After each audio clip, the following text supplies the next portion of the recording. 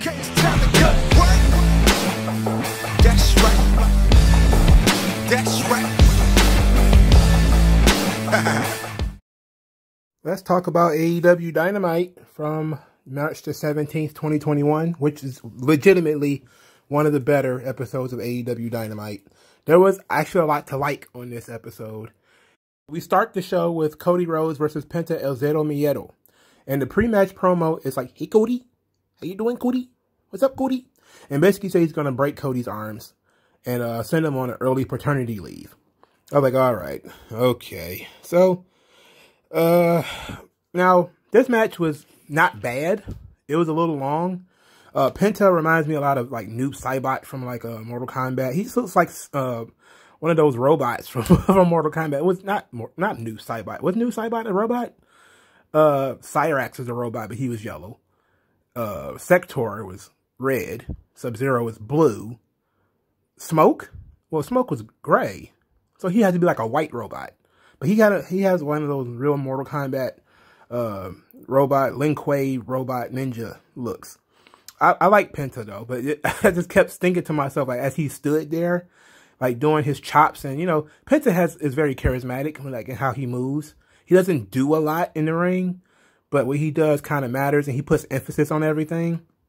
So it makes him seem like a bigger deal than it really is.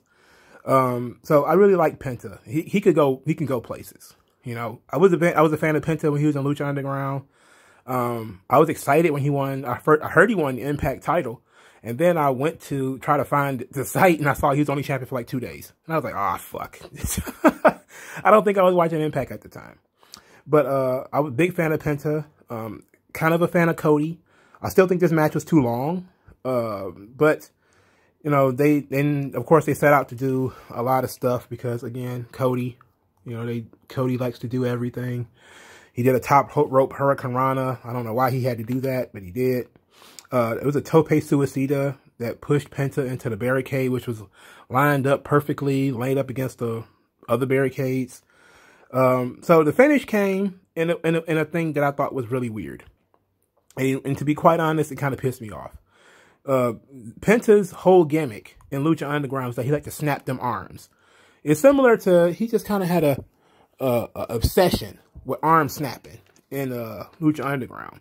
And he used to do this particular move that he did to Cody, where he takes the arm and he bends it all the way back and then he lets it go. And that used to be the arm breaker. That would be the move that would legitimately break your arm. You know, in Lucha Underground, they would really sell it like it broke your arm. So I thought that's what they were doing here. And then I saw Cody pinned him right afterwards. So he did the arm breaker on Cody, which, you know, most people have been, if you are familiar with Pentagon as a character in Lucha Underground, you know that's like one of his big finishes. You know, that's a big move. But for starters, Cody fed him this arm. Like, fed him in the most obvious way. But anyway, once he does it, you know, Cody sells it for like a second. And as Penta is sort of putting it over, like, I just broke his arm, ha ha ha ha, Cody rolls him up and pins him. And I was just like, then Cody starts selling it like it really hurt afterwards. It's like, what is Cody with the non-selling? What is up with that? Anyway, Penta continued to pound on Cody's injured shoulder after the match. The Gun Club, Dustin and Arn Anderson ran him off. So Penta is still going to be a heel, while the other two members of Death Triangle are going to be baby faces. That doesn't make sense to me, and there's not going to be any explanation for it. So, I mean, I don't, whatever. They don't even do things together. Like, Phoenix wrestled in a match later. Penta didn't come out there to help him. He wasn't there with him. They don't do promos together. What kind of stable is this? This is weird. Okay, so we get the Young Bucks promo next. They talk about some shit that don't matter. Don Callis brings the Young Bucks dad a t-shirt. And then he starts talking about how, you know, that he admitted that he faked the kick, faked the injury, because he wanted to see the real Young Bucks. The Young Bucks from New Japan, the Young Bucks from the old days where they were out to prove themselves as the best tag teams in the world. And I just thought, like, isn't that weird? Like, he was trying to manipulate Kenny Omega by pretending that the Young Bucks beat him up. Now he's on TV admitting that he lied about this. And Kenny Omega's just cool with that? Kenny Omega's cool with this guy lying on his friends? And that's okay? That's just alright? That's weird. That is so weird. They need an editor. Okay? They need an editor. Okay? So, that was so dumb. That was real dumb. So then Don Callis basically says that, you know, they aren't the same guys anymore. The Young Bucks are just living off the past. And, you know, are they the same guys from New Japan? So, okay, whatever.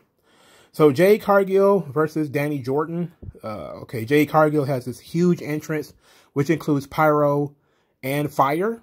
And I just wondered, oh my God, is Eddie Kingston okay? Like, we don't want him to swallow his tongue back there.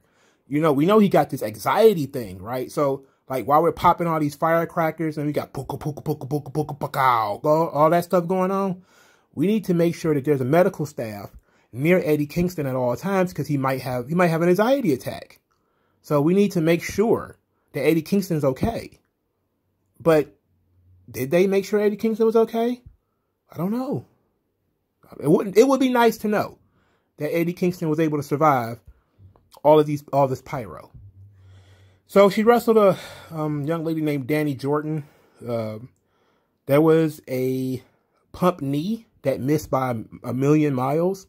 But whatever. Jade Cargill just looks good doing what she does. She had an excellent German suplex, which was like I said, it was excellent. Looked very good. And she did a kip up from it. Very athletic. She has a good look to it. And she won with the Glam Slam. I don't know what she calls it yet, but they're doing a decent job with Jade. This wasn't too much. You know, it was very short, dominant, exactly what it should be. Then she went out to the ring and she taunted Red Velvet because apparently her and Red Velvet are not done. Okay. You want to have the singles match? All right. How about we have Red Velvet on TV? How about that? That could be nice, right?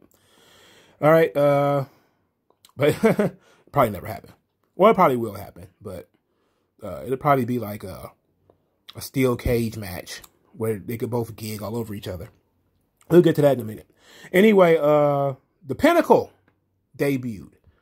Now, I loved the imagery, the symbolism of when I saw their t-shirt. And it's like the mountain. It's like a snow-capped mountain. And it's like all these guys. Of course, we already know Shawn Spears shouldn't be there. I'm not going to belabor that point. But I love the snow-capped mountain symbolism. Because they start talking about being the top of the world. And the mountains, you know, mountaintops are about as high as you can get.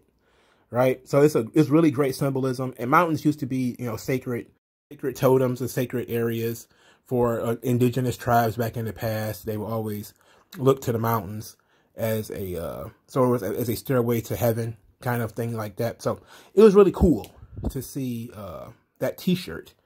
So the promo was okay. So Tully cuts his promo about being, he said he was 34 years ago, he was with the greatest group of guys when he started his career. And now he's going to end his career with the greatest group of guys. And that's pretty much it. And they just pretty much told us this is going to be the Four Horsemen. They just keep beating that drum that this is the new Four Horsemen. So then MJF gets on the mic and he starts talking about how he pretended to be Chris Jericho's friend and it made him sick and he had to play second fiddle for Chris Jericho for 6 months. And that, you know, while he was under Jericho's wing, he was plucking them bald feather by feather. And, you know, he wanted, the whole point of this was he wanted to destroy the Inner Circle from the inside out, to destroy the strongest faction in AEW, to rebuild a new one in its place. And then he introduced all the members. And of course, Shawn Spears. And everybody, AEW is so meta that they know people have a problem with Shawn Spears being there. And they're kind of going extra. Like, oh, if you got a problem with Shawn Spears, you need to take it up with him and then he'll hit you with a chair. It's like, no, he sucks. Just take him out of the fucking group. Okay, just take him out of the group. You know, we can just smudge that a little bit. We can Jindrak him. Like, you know how Jindrak did that whole thing with Evolution, and then they just kind of pretended it didn't happen. Like, the genie wiggled her nose, and all of a sudden that was Randy Orton or Batista, however that went. You know, maybe we could do that with Shawn Spears. We could just, you know, wiggle our nose a little bit and Shawn Spears could disappear. And we can replace him with somebody who's actually good and somebody who's actually got a future. So anyway, this is a great lineup. Wardlow is basically like the Lex Luger of the group. He's the muscle. I like Wardlow. They don't do nearly enough with him. He's never wrestling on TV showing how dominant he is. He just does bodyguard stuff. You know, random powerbomb spot here, random strong guy stuff there. You know, we haven't seen him do, like, has he had a, well, he probably has wrestled a match since he wrestled Cody on that cage. But I don't think he's done much since he wrestled Cody in the cage. I understand, like, you don't want to overexpose him, but you need to expose him some, you know. At least if it's just going to be him beating guys up. It might have been a tag team match he might have been in or something like that. So MJF, of course, talked about how young he is. He's only 24 years old. He got 25 more years in him. And it's going to piss everybody off that he's unstoppable. And he's great right now, but he'll get better. And said that, you know, Jericho won't be the GOAT, because that spot is left open for him. So MJF is a prodigy. You know, he's very good, very young. They got something really good with MJF. And that is almost universally accepted, that, you know, you have to be blind, deaf, and dumb to not see that MJF can be money. Why they just don't put him in the spot rather than, you know, look, this is main event stuff, okay? What Kenny Omega is doing is not, you know, like, you only talk about, look, it's just sad that, you know, MJF probably won't be the champion for like another 2 or 3 years. So they can talk about how young he is right now, but if he's not going to be in the top spot, who cares? You know, now he's kind of just under the learning tree here. He's going to be the mouthpiece for the Pinnacle. And I'm guessing they're going to push him sort of as the front man, which is the smart thing to do. But I wonder how long this is going to last. It could last about a year or so before people get burned out on it. But it depends on how much Shawn Spears you start feeding us. But FTR is great. Wardlow is good. MJF is great. Tully is great. We just got that Shawn Spears problem. We gotta get him the fuck out of here. So the next match was a 10-man tag. Matt Hardy, Private Party, Butcher and the Blade versus Jurassic Express and Bear Country. I have no idea who Bear Country is. Nobody bothered to explain who they were. They was just 2 random fat guys. They looked like Kevin Owens and Kevin Owens tag teaming each other. I was just kind of like, whatever. like whatever. I like that there was a lot of Marco stunt in this match. Like, they launched him over the top rope. And then while his teammates are arguing, he tags himself in like a tough guy, which of course his teammates then get knocked out. He's isolated by himself, catches a twist of fate and gets pinned. His teammates pretty much abandoned him. They pretty much took off. This was weak. This was very weak. They should be doing more with Jungle Boy. Jungle Boy should be doing better than this. I know that, you know, if you're going to be touting how young MJF is and, you know, how he has a huge future, the same can be said for Jungle Boy. And we need to really do something about Jungle Boy. Oh, so we found out that Eddie Kingston is actually okay. He's actually all right because he's hanging out with Jon Moxley, and Jon Moxley is selling his shoulder. And then they start doing some kind of cringy promo where they're trying to crack jokes. Again, everybody is Spider-Man. It's all quips. It's all nonsense. You know, Moxley's talking about how, you know, he needs to handle his real problem, which are the Good Brothers. And then they're cheap shot artists, and he wasted his money on Talking Shop and Mania because it was the shits. That was the shits, by the way. And it was like a sketch comedy show. For those of you who don't know, Talking Shop and Mania was basically like a sketch comedy thing that Carl Anderson and Luke Gallows put on. It was funny because Enzo was in it, and Enzo is hilarious. But most of the stuff they were doing was just not funny. I know they were the masterminds behind the Southpaw Regional Wrestling thing that WWE used to do. Because Chad Too Bad and Sex Ferguson, which are the characters they play in Talking Shop and Mania, actually were in Southpaw Regional Wrestling. But Talking Shop and Mania was shit. And it was, you know, it says a lot about their perceived star power. that Impact was willing to help them pay for that. and I think they aired it on TV. No, I think Impact promoted it. But I think I don't know if they did put the show up on the channel or not. I don't think so. I think it was a pay-per-view. Anyway, I saw it. It was terrible. Anyway, they make fun of the Good Brothers for stealing from the NWO. And then Eddie Kingston got serious and said, look, this ain't Tokyo. This ain't the Impact Zone. This is our home. You guys are cowards. He quoted some rap lyrics. It was very believable. I like these two together. I just didn't like this promo. Because I think it was just too many jokes. You know, like these guys are trying to be too jokey. That's not really what I want from them. They can banter and that's cool. But there was a little too much of the jokes here. But otherwise, this was pretty good. You know, it was okay. So we got a Christian Cage promo. And Christian Cage talking about being the workhorse of pro wrestling, which is, we'll talk about that in a second. And so he basically said that, you know, there's a lot of guys worried about their spot. And he said, look, there's only one spot that concerns me. And that is the AEW World Title. And that Kenny Omega is on borrowed time. He said, look, I know I got to, you know, put my dues in, win some matches, but that's what I'm coming for. That's the one spot that I'm coming for. And then he says, I'm here to submit my legacy and to, say, what is it? Prove his motto that he can outwork everyone or something like that. So he talks about being a workhorse. Basically, he's talking about being a good hand. I don't know if that's the route you want to go. I'm the workhorse. I'm a good hand. But he did say, like, I make guys level up. I make people step their game up. Okay. That might be somewhat true. But that doesn't scream main event to me. That kind of screams Cesaro to me. Because Cesaro is the workhorse of WWE. He does make guys step their game up, and he's excellent. But is he a main event guy? Some people think so. Some other people think he isn't.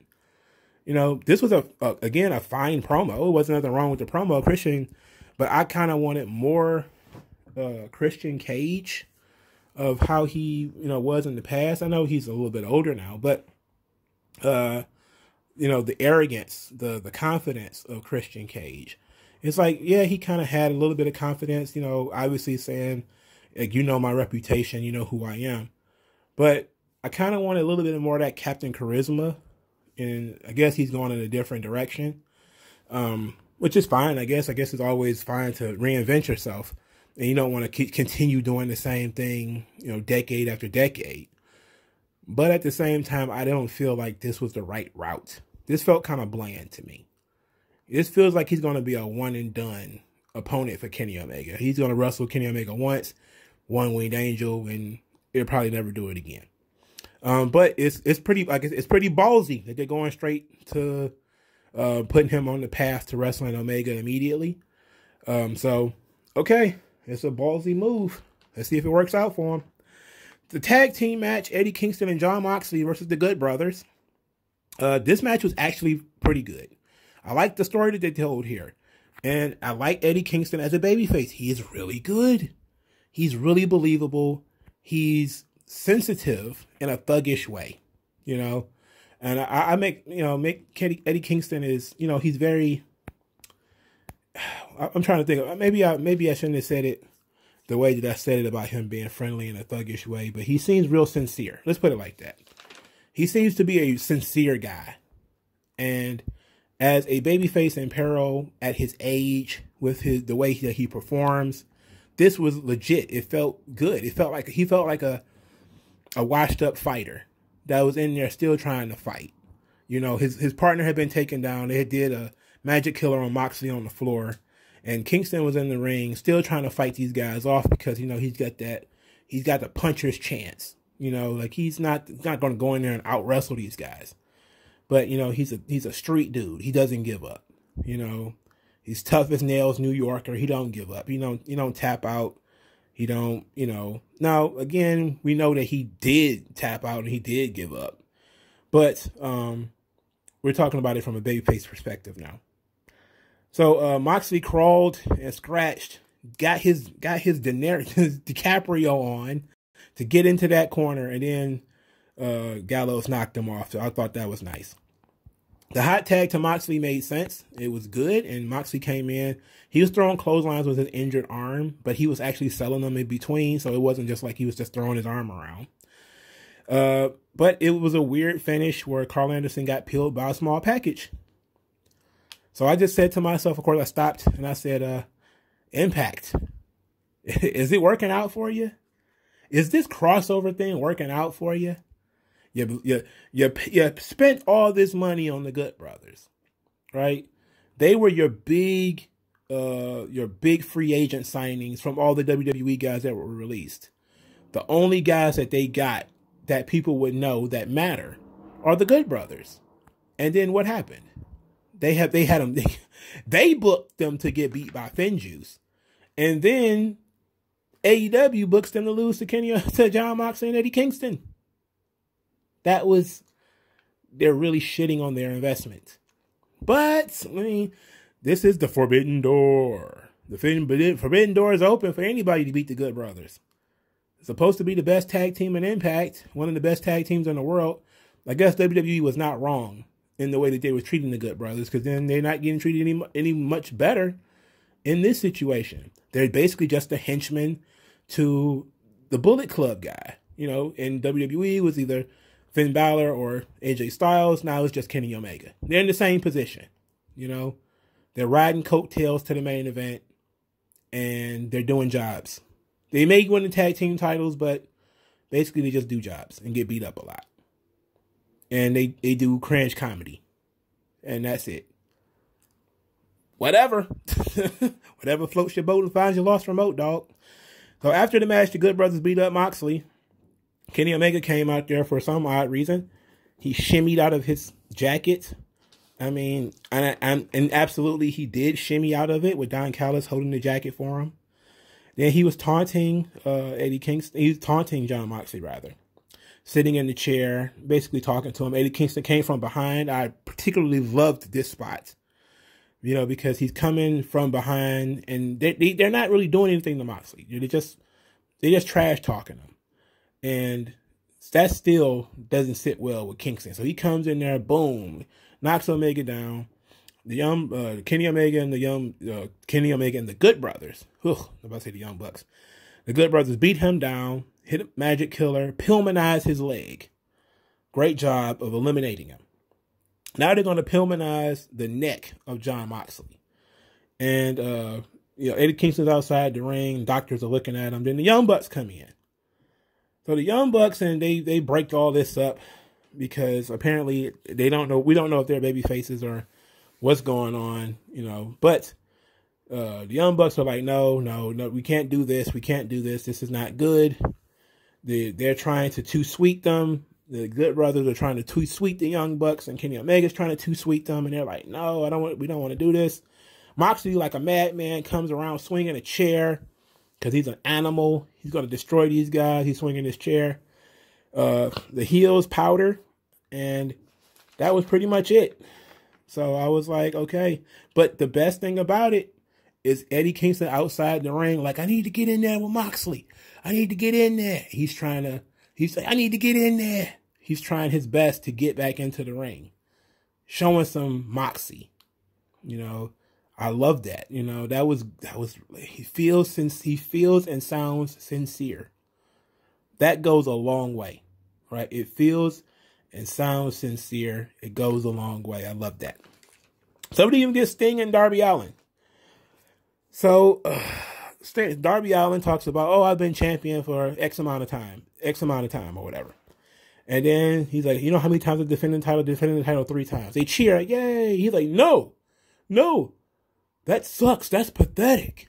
I want to be a fighting champion. I want to wrestle week in and week out. So he's like in the spirit of the greatest AEW TNT champion, when everybody started chanting Brody, because we have to pretend that he was the greatest champion because he died. I don't see, like, what did he do that made him the greatest champion? I don't know.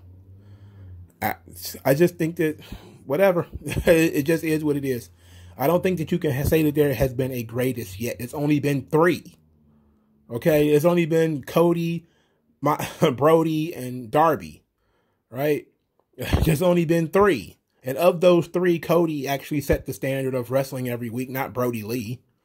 So, I mean, okay. I'm going to give it a pass.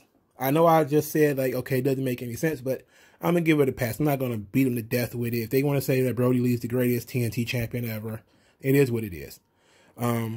Ultimately, he talked about wanting to defend the title every week, and he says if the Dark Order wants to return the title to them, he's got an open challenge. Either one of them can challenge him.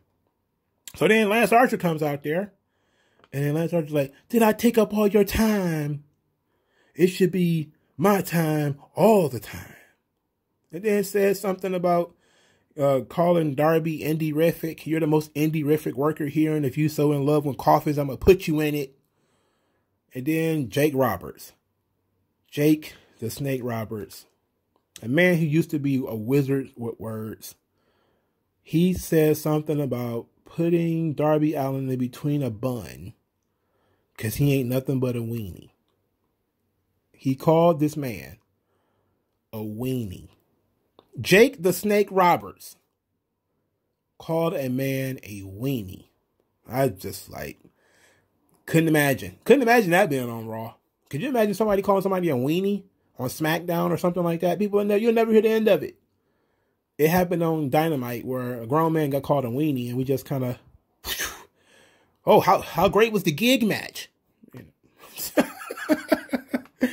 Yeah, oof. Okay, so after those 2 guys left, tired of wasting everybody's time, Taz came out. Taz was about to talk. Cage took the mic and said, no, Taz, I'm speaking for myself this time, which is, of course, a bad idea. Brian Cage, his brain rattles around in the hair like an empty jar. So he starts talking about how he respects Sting and that he thinks that Sting's still the icon and that Ricky Starks is wrong. And everybody's like, what are you doing? What are you talking about? You respect Sting. What are you talking about? So now they're teasing that Brian Cage is going to leave Team Taz already. The thing is, man, they're having, what are you going to do with him if he leaves? He's going to feud with everybody that's already in, he's going to feud with the people who are still in the group. He's going to feud with Hobbs, who's never on TV, and Ricky Starks, who is never on TV. Weird. But I'm interested in seeing where the development goes. It shouldn't be too babyface-ish to say that you respect a legend. It's not too, it's not too babyface-ish. It gets you unnecessary pops for sure if you're supposed to be a heel. But you could have been a heel and still respects your opponents. You can still respect your opponents and be a heel. You can have respect for your opponent and still be a heel. It's all about how you put it out there. And Team Taz kind of overreacted, but, they were probably told to react that way. In any event, we're moving on. Where's my paper go? Okay, so we get a Scorpio Sky promo. It's a vignette / promo. Where basically he talked about, wanting to be the face of AEW, but AEW doesn't want that. What they want are the Codys, they want the Darbys, they want those kind of guys. And that he's a wrestling savant, and he refuses to be a stepping stone. He knows what he can be, and he's going to go out and get it. I was like, okay. I like Scorpio Sky. I do. I just want to know, hopefully he gets like some real direction. That ought to be nice. I want to see where they're going with this. So the 5th match was Rey Fenix versus Angelico. Angelico's submission-based style basically slowed Rey Fenix down, but this match was essentially an elongated squash match. Angelico had no real chance of winning. Phoenix won by pinfall. It was not short enough, but it wasn't that long. So it was fine. And Angelico is another guy who was really good in Lucha Underground. Amazing jump guy. Just did like amazing tricks and stunts and stuff like that. It was lights out. AEW is just apparently not for him. Like he's an absolute job guy there. And I don't know how I feel about that. Maybe I don't feel any way whatsoever about it. Anyway, we get another promo from our buddy Miro, who turned down the fight from the best friend, said he's over it, doesn't want to fight Chuck and Orange Cassidy anymore.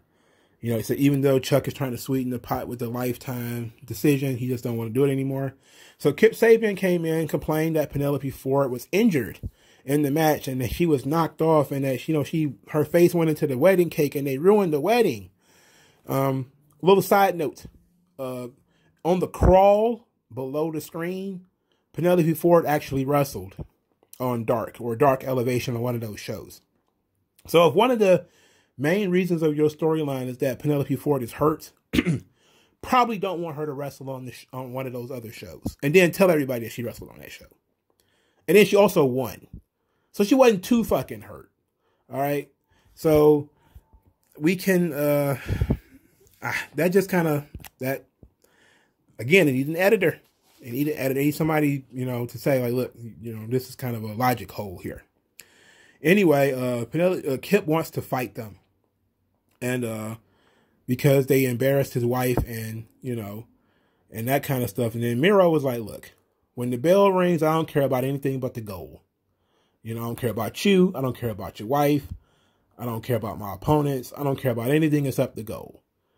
And he says that, you know, the worst thing for your career is having your wife at ringside. But outside the ring, we're still going to be buddies. And then once he leaves, Kip Sabian accepts the match on behalf of Miro and Kip. So this was what Miro has been talking about. I'm not going to go into the whole thing with him and Jim Cornette or what Jim Cornette said about him. I think him calling him Bluto was hilarious. Of course, that's fucking funny. Jim Cornette is almost always using old cartoons. It was fucking hilarious. Let's talk about this. Miro has been saying that he wanted to do this character where he could be silly outside the ring, but almost like Festus. Like when the bell rings, he's like a wrestling machine. He said he kind of saw it like Kurt Angle. Like Kurt Angle could do silly things, but when the bell rang, he was dead serious. That's kind of how he always saw himself.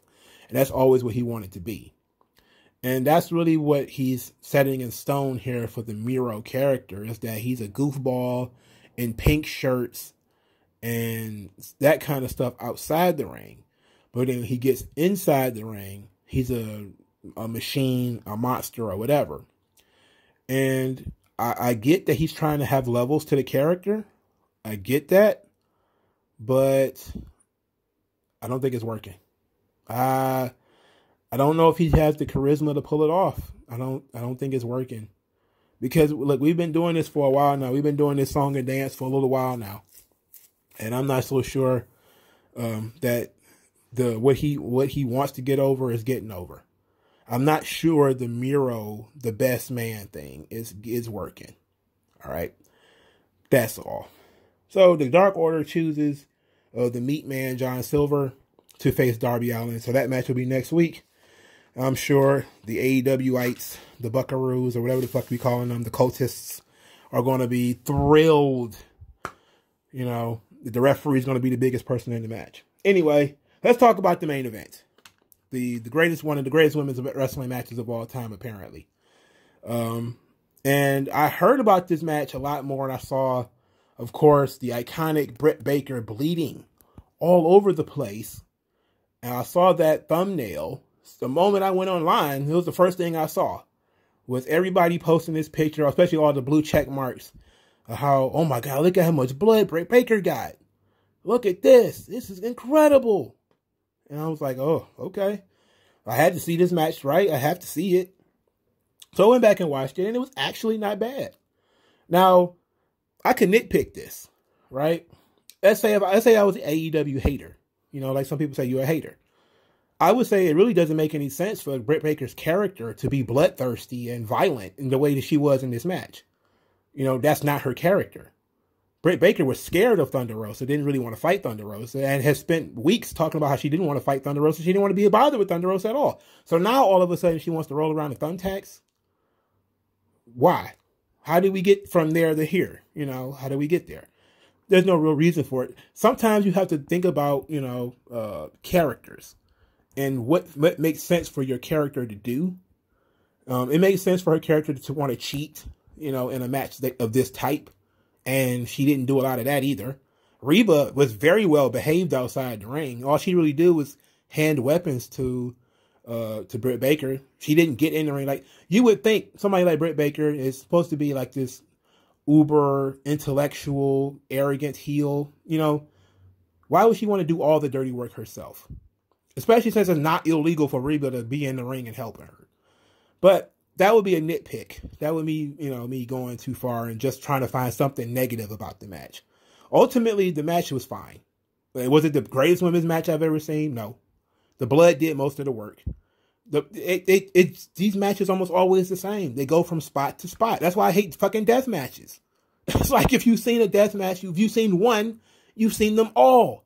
They do chairs, tables, ladders, thumbtacks, back to chairs, back to ladders. They bleed all over each other. People get super excited about it. And I'm like, okay, you had a mediocre match with blood and thumbtacks. That's what you did. This match was fine. Okay. But it was, of course, elevated by the blood. But this match wasn't one of the greatest wrestling matches. Now, it probably was for AEW. Like, probably for their women's division. It was a linchpin, a really good match. For their division, because their division is shit. But, you know, I saw a lot of people like, they've got the best women's division in the world now. And I was like, what? Just last week, Maki Ito was, you know, barely touching Hikaru Shida with a microphone. You know, like, this was just last week. So in 7 days, they became the best women's division. They went from being a laughingstock to being the best women's division in the world in 7 days. That's how you know it's a cult. You know, that's cult behavior. It's also a little bit of a thing where sometimes some of these people have never seen women do death matches. So they're like, this is a next step for women's wrestling. It's like, okay. You know, it was okay. I think it was a worthy match to blow off the feud. The feud had been going on for a long time. A worthy match to blow off the feud. There was the one thing that I particularly liked. And I don't really like thumbtacks and all that type of shit. I don't really like death matches. I've said that numerous times here. But when Britt Baker put her in the lockjaw and Thunder Rosa reversed it by rolling Britt Baker into the thumbtacks, I thought that was pretty sweet. I thought that was a great way of getting out of that move. And that was pretty dope. You know, I also like that they took Reba out. I think it took too long to take Reba out. I think that once Reba hit Thunder Rosa with the crutch, she should have been taken out right there.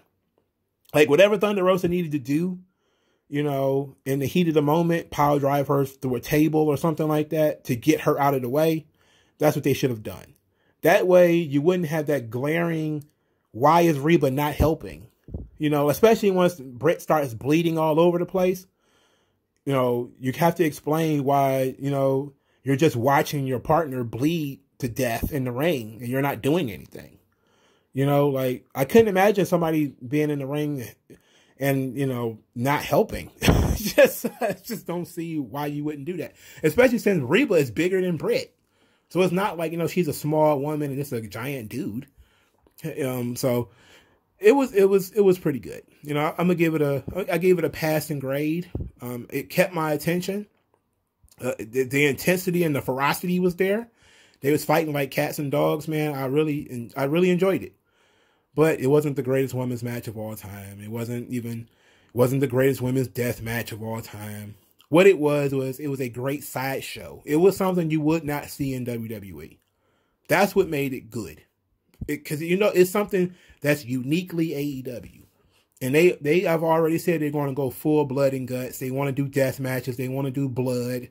They want to do thumbtacks. They want to do fire. They want to do barbed wire. That's what they want to do. So that's what makes them different from WWE. They want to do that. That's going to be the difference between the two, the dividing line. But this doesn't, unless they're going to gig every week and bleed all over each other every week, this does not make a great women's division. It makes a great match. Okay? It makes for a great match. But unless one of these two women are going to bleed all over Hikaru Shida next week, it's just another week. Next week, especially since I heard Nyla Rose is wrestling next week. So, and Tainara Kanti.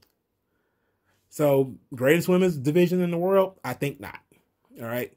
But this was a good turning point. The first main event for their women, which was really good. I definitely think that it's the best women's match that they've had, that AEW has had. And it's very memorable for that. So kudos to Britt Baker and Thunder Rosa. I'm glad they didn't let the Razors do all the work, because when I saw the blood, I was just like, oh, okay, the Razors did the work. The Razors put them over, you know, but of course the Razors helped. But the ferocity was there, the intensity was there. They did some moves, you know, that was okay. I didn't want to go through any moves. I thought the ladder into the face was pretty crazy. The finish, of course, made sense. You know, it was a Fire Thunder driver through a table. I was like, okay. So it was fine. You know, I really don't have any problem with it, other than it doesn't really fit Britt Baker's character. It's not that, you know, people are overhyping it. It's calling it the best women's match of all time. It's just a gig match. I mean, it's gig matches, man. It's just a gig match, you know. They just bled all over each other, you know. But now you're going to have to explain how Thunder Rosa or Britt Baker can lose to anything else. And that's the, you know, like you got deathmatch guy Jon Moxley, who all of a sudden gets boinked in the head with a microphone and he loses. You're going to have to explain every time they lose now how they can roll around in thumbtacks and hit each other in the face with ladders and get stomped in the face, you know, on stairs, on metal steps or something like that. And they can continue going. But now, you know, they get hit with like a clothesline or something like that and they get pinned. You know, but that's the internal consistency. That's why death matches don't really work. But you don't have to have that internal consistency because it's wrestling. And wrestling doesn't give a fuck. You know, it is what it is. But the match itself was fine. I have no problems with it. Anything I would have to say would be a nitpick. So this was a legitimately pretty good episode of AEW Dynamite. There was a lot of stuff in it I didn't like, but there was more stuff I did like it than not. I really enjoyed the Cody and Penta match, even though I didn't like the finish. Enjoyed Moxley and Kingston versus the Good Brothers. I really enjoyed that from a storytelling perspective. I liked the Pinnacle promo. That was pretty good. MJF is masterful on the microphone. The women's main event did pretty good. So there was not a lot to not like here. You know, they kept the bullshit to a minimum. A lot of the stuff I didn't like was just stuff I wasn't going to like anyway. So this was solid. You know, let me know what you guys think in the comment section below. Like this video, share this video, subscribe to the channel. Thank you guys for your time and energy. If you want to send questions, send them to mrslade84@gmail.com. Want to follow me on Twitter, mongoslade8, @mongoslade8. You want to send cash, please do via the Cash App, which will be in the comment section below. Thank you guys one more time. Hit that thumbs up button for me one time. And I'll talk to you guys later. Yeah, shed light. I know what that's like.